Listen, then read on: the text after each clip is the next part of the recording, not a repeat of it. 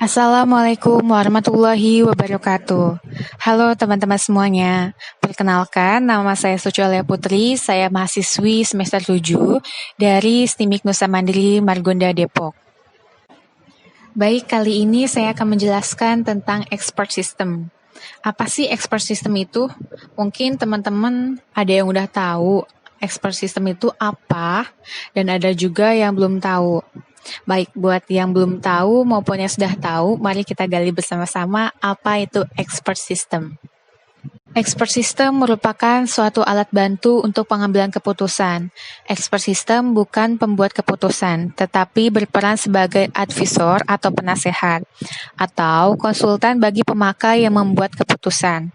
Berbagai perangkat lunak yang digunakan dalam berbagai aplikasi sudah dikembangkan dengan mengacu pada konsep Artificial Intelligence atau AI. Expert System adalah bagian dari AI.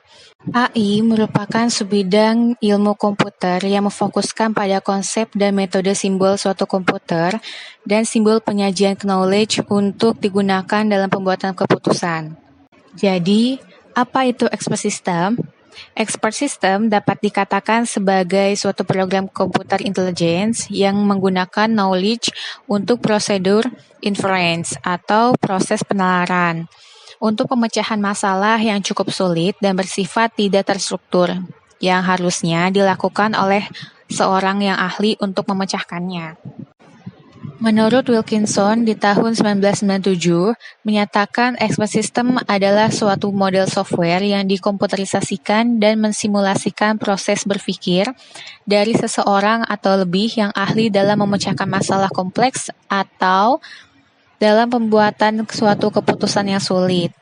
Dengan kata lain, expert system khusus merekomendasikan pemecahan suatu masalah atau pilihan suatu keputusan dengan penjelasan dan justifikasi untuk kesimpulan yang diberikan. Terdapat 3 komponen expert system. Yang pertama, knowledge base, berisi fakta-fakta yang disebut public knowledge dan hukum atau aturan heuristik yang disebut private knowledge. Yang kedua, inference engine, yaitu suatu perangkat lunak komputer yang bertugas mencari knowledge base untuk memecahkan masalah yang dikemukakan. Dan yang terakhir, user interface, yaitu kode yang digunakan untuk memasukkan input atau beberapa pertanyaan dari pemakai ke dalam komputer. Menurut Sumantri di tahun 1992, suatu expert system umumnya ditujukan pada penyelesaian persoalan yang sulit, yang memerlukan banyak pertanyaan sebelum jawaban diberikan. Dalam menjawab pertanyaan-pertanyaan tersebut, perlu judgement dari para ahli terlebih dahulu, sebelum dimasukkan dalam expert system.